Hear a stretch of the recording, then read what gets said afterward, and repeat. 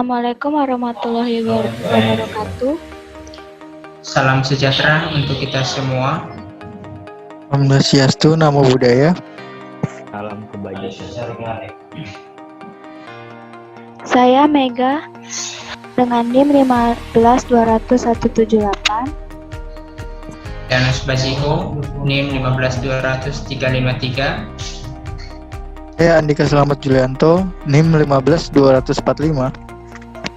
Saya Ali Rohman Zarkasi dengan NIM 15236.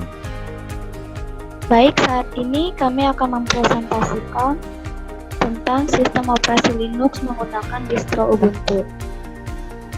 Saya serahkan kepada Andika Selamat Julianto untuk membacakan slide. Baik, akan saya jelaskan apa itu sistem operasi. Sistem operasi itu adalah sebuah perangkat lunak sistem yang mampu mengelola sumber daya dari software dan hardware agar dapat berjalan dengan baik serta memudahkan proses interaksi dengan user atau pengguna.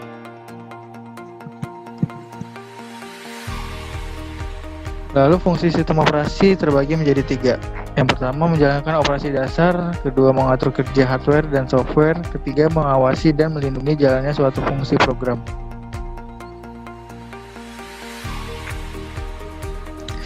Jenis-jenis sistem operasi.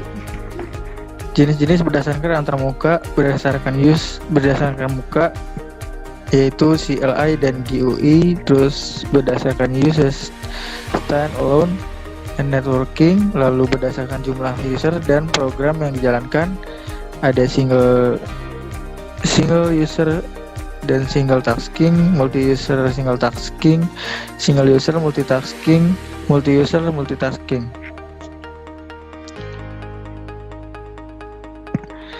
Jenis-jenis sistem operasi. Yang pertama MS-DOS, lalu Unix, Windows, Linux, Mac OS, iOS 2, Android.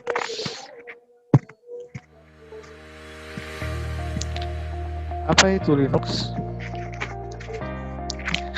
Linux adalah sistem operasi berbasis free software dan open source yang menggunakan kernel Linux. Sistem operasi Linux merupakan pengembangan dari sistem operasi yang telah ada sebelumnya, yaitu sistem operasi Unix, dan dikembangkan oleh Linus Benedict Torvalds dari Universitas Helsinki, Finlandia sebagai proyek hobi mulai tahun 1991.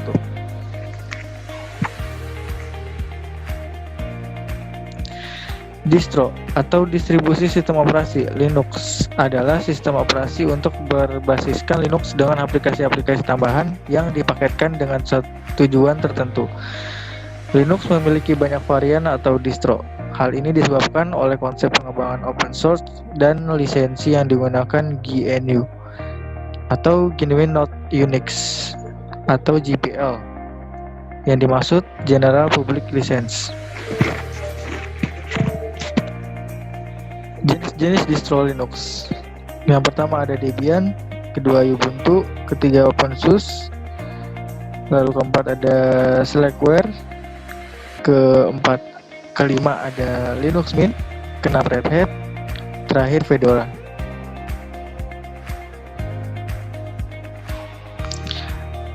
Baik, di sini akan saya jelaskan untuk langkah-langkah mengunduh VirtualBox.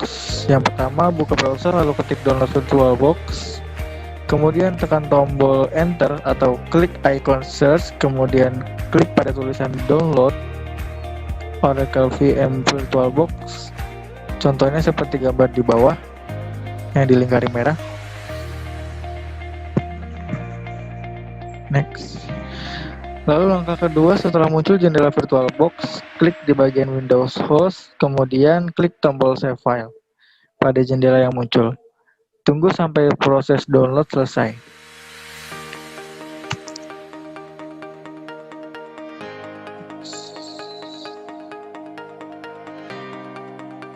Lalu langkah berikutnya, langkah mengunduh Ubuntu. Yang pertama, buka browser lalu ketik download Ubuntu di Google atau di pencarian lainnya, kemudian tekan download enter atau klik icon search. Setelah itu, klik di bagian download Ubuntu desktop.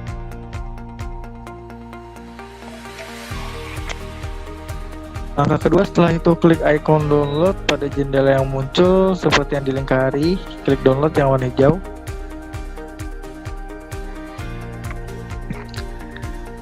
Kemudian klik save file, dilanjutkan dengan mengklik OK, tunggu setelah proses download selesai.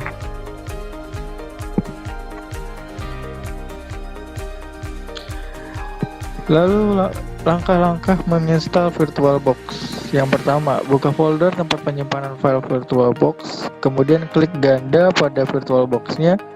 Setelah itu klik next pada jendela yang muncul.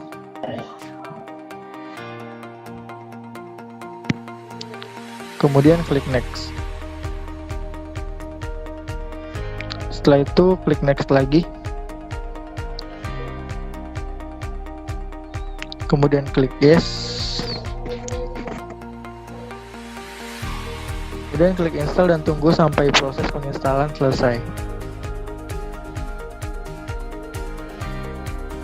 Proses install seperti di gambar, lalu klik install. Setelah muncul gambar seperti di bawah ya. Setelah itu klik finish. Baik, untuk penjelasan berikutnya akan saya serahkan ke Ali Rohman. Maka dari itu Ali Rohman dipersilakan. Terima kasih. Baik, saya akan menjelaskan cara langkah-langkah menginstal Ubuntu di VirtualBox. Yang pertama, buka aplikasi VirtualBox yang telah selesai diinstal, kemudian klik icon new. Yang kedua, kemudian pada jendela yang muncul, masukkan nama dari virtual machine yang digunakan dalam hal ini Ubuntu dan type serta version akan otomatis menyesuaikan. Setelah itu klik next.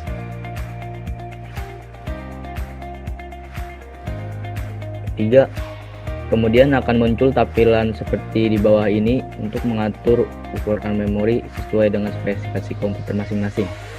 Setelah itu ukuran memorinya selesai diatur, klik next. Keempat, klik create a virtual hard disk now untuk membuat hard disk atau memori virtual berdasarkan hard disk fisik dari komputer. Kemudian klik tombol create. 5. Pada bagian hard disk file type, pilih VDI atau VirtualBox Disk Image dan klik tombol next. 6. Pilih dynamically allocated, kemudian klik next. 7. Pada jendela file location and size, pilih lokasi penyimpanan dari file Ubuntu yang akan diinstal dengan mengklik icon folder di sebelah kanannya dan tentukan ukuran hard disk. Setelah itu, klik tombol create. 8. Setelah itu kita masuk ke menu setting. Di menu sistem kita atur base memory dan di boot order kita mencentang atau men-checklist di bagian network. Kemudian kita masuk ke menu storage dan mengklik di bagian optical drive sebelah kanan yang ada icon folder, lalu klik choose atau create a virtual optic disk. Selanjutnya kita pilih file ISO Ubuntu yang telah kita unduh, lalu klik open. 9. Setelah proses pengaturan selesai, sekarang kita klik tombol start untuk memulai menginstal Ubuntu Server 20.04.LTS di VirtualBox.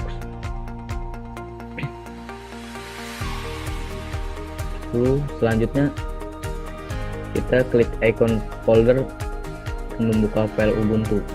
Setelah itu klik open dan dilanjutkan dengan mengklik tombol start.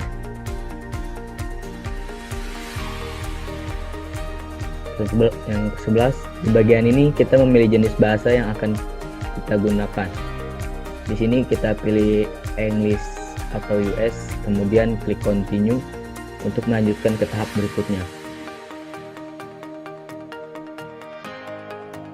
12.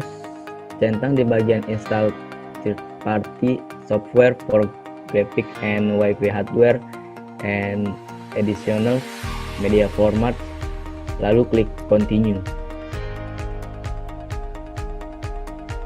13. Klik di bagian erase disk and install Ubuntu, kemudian klik install now.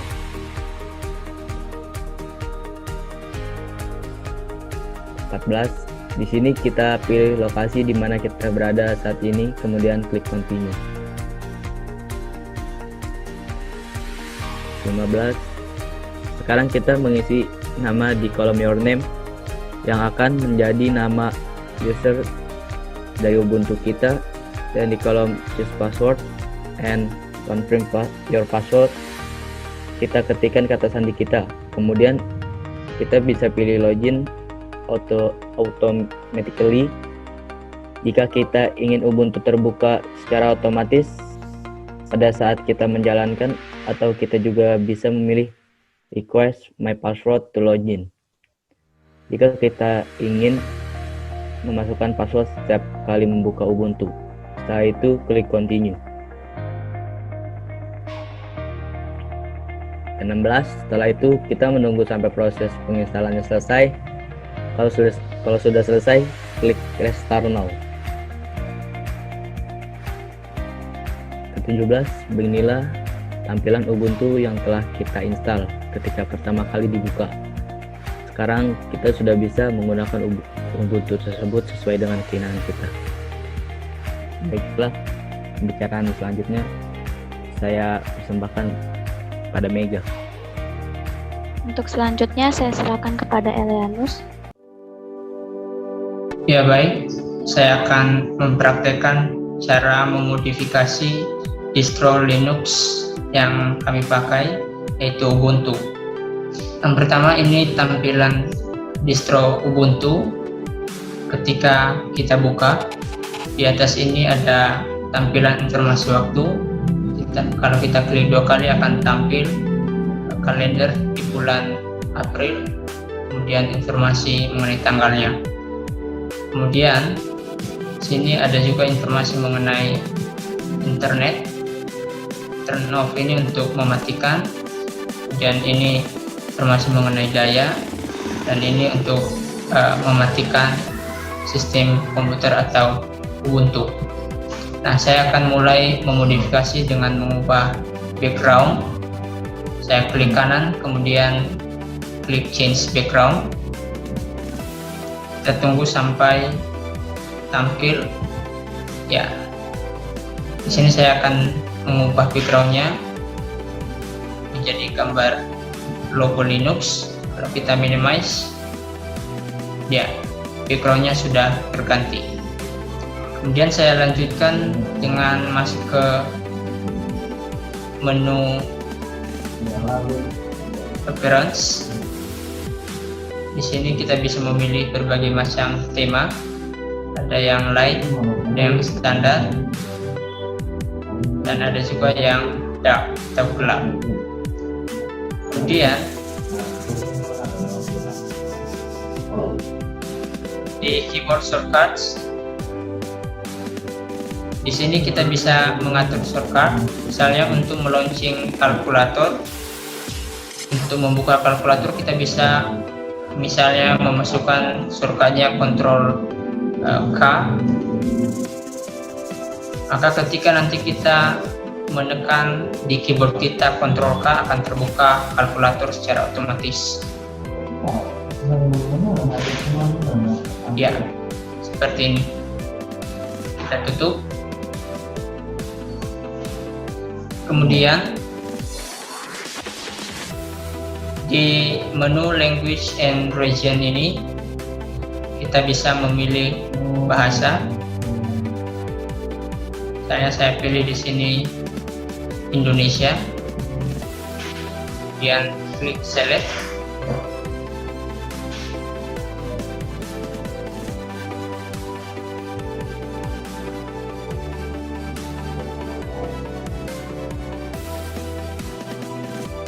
Kemudian di universal access ini kita bisa mengatur ukuran teksnya. Kalau kita klik large text, maka ukuran teksnya akan membesar. Kemudian di cursor size, kita juga bisa mengubah ukuran kursor. Misalnya saya pilih yang paling besar ini, maka ukuran kursornya berubah, ya, jadi besar seperti ini.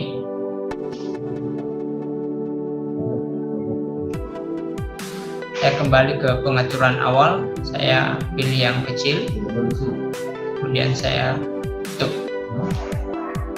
atau saya pilih yang sedang saja, saya tutup. Kemudian di menu user ini informasi mengenai nama dari user. Di sini kita bisa mengubah nama usernya dengan terlebih dahulu mengklik tombol atau icon unlock di atas ini. Lalu kita masukkan password dari user yang sedang aktif saat ini, enter. Nah, di sini kita bisa mengubah namanya. Misalnya saya ubah namanya dari Elianus menjadi Elianus Basiko, kemudian tekan enter. Nah, sudah berubah. Untuk passwordnya kita juga bisa ubah. Kalau kita ingin mengubahnya, kita bisa ketik password yang sekarang. Misalnya saya ketik, kemudian saya mau mengganti dengan yang baru, saya masukkan, kemudian disarankan untuk menggunakan password yang lebih banyak.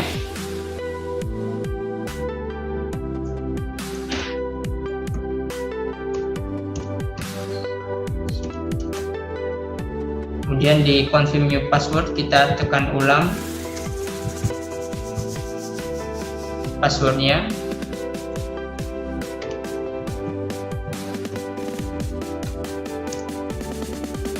Ya, passwordnya sudah berubah.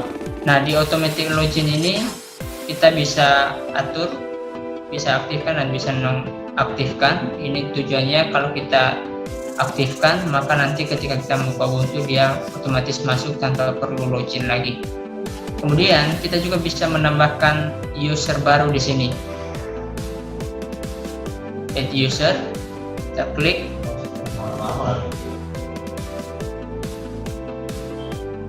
Kita ketikkan namanya misalnya Mega. Kemudian set a password now. Misalkan kemudian kita ketik lagi di sini, baru enter. Kita klik add. Ya, di sini sudah ada user baru dengan nama user Mega.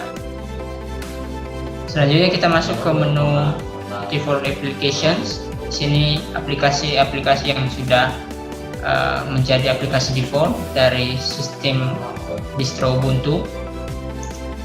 Kemudian menu date and time ini menampilkan informasi mengenai waktu. Di sini kita bisa mengubah format waktunya. Misalnya kita pilih sistem AM PM, maka ketika di minimize kita bisa lihat di sini 20 April pukul 9.07 PM. Kalau kita pilih format yang 24, maka di sini dia menunjukkan pukul 21.07. Ya, kita pilih yang AM PM. Kemudian about, ini menampilkan informasi mengenai distro atau sistem operasi yang kita gunakan. Device name Elianus VirtualBox, kemudian ini ukuran memori, jenis prosesor, kemudian kapasitas dari disknya, nama sistem operasinya Ubuntu 20.04.2 LTS, tipe-nya 64 bit, dan sebagainya. Selain itu kita juga bisa mengatur mengenai tampilan. Di screen display ini kita bisa mengatur resolusinya sesuai dengan keinginan kita. Di sini saya menggunakan resolusi 2560 800 kali 600 atau 4:3. Kemudian kita masuk ke menu files atau ke file manager.